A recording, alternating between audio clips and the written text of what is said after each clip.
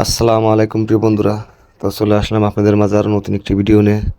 তো আজকের ভিডিওতে আপনাদের দেখাবো যে সিঁড়ির সামনে যে চকি থাকে সেই চকির সিলিংটা দ্রুত কীভাবে প্লাস্টার করবেন, আজকের ভিডিওতে আপনাদের সেটাই দেখাবো।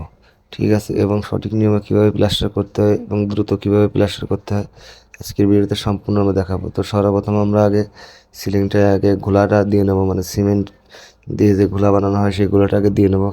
কারণ ঘোলাটা যদি না দিই তাহলে জানেন যে সিলিংয়ে কিন্তু যে মশলাটা আমরা মারবো সেই মশলাটা ধরবে না। ঠিক আছে, তো অবশ্যই সিলিং করার আগে সিলিং কিন্তু সিপিং করতে হবে। তো সিপিং আমরা করছি, সেই সিপিংটা হয়তো দেখাতে পারলাম না, ভিডিওটা লং হয়ে যাবে।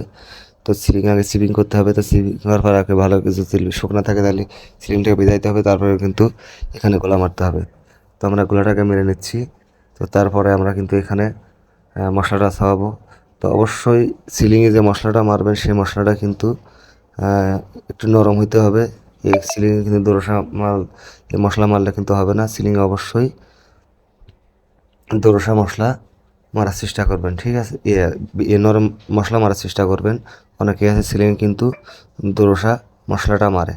তো এই দোরসা মশলাটা মারা যাবে না সিলিংয়ে। দোরসা মশলা মারলে কিন্তু দেখা যায় সিলিংয়ের মশলা পড়ে যাওয়ার সম্ভাবনা থাকে। তো অনেকেই সিলিং করার সময় কিন্তু সিলিংয়ের মশলা কিন্তু গজ মারার সময় কিন্তু পড়ে যায়। তো আমরা সিলিং করে মোটামুটি পড়ে না। তো যাই হোক, দ্রুত কীভাবে সিলিং করবেন আজকের ভিডিওতে দেখতে পারবেন।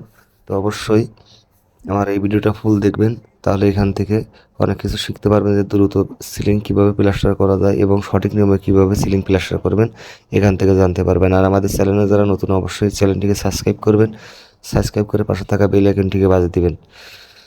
যাই হোক, দেখুন আমি এখানে মশলাটা মারছি। এই মশলাটা কিন্তু নরম। ঠিক আছে, একবার নরমও না একবার শক্ত না, মিডিয়াম মশলা মারবেন সিলিংয়ে, তাহলে কিন্তু সিলিং থেকে মশলা কখনোই পড়বে না। ঠিক আছে, তো যাক, ভিডিওটা দেখতে থাকুন, সবাই ভালো থাকুন। আর আমাদের চ্যানেলটিকে অবশ্যই সাবস্ক্রাইব করতে ভুলবেন না। তাহলে ভিডিওটা দেখতে থাকুন। ঠিক আছে, সবাই ভালো থাকবেন।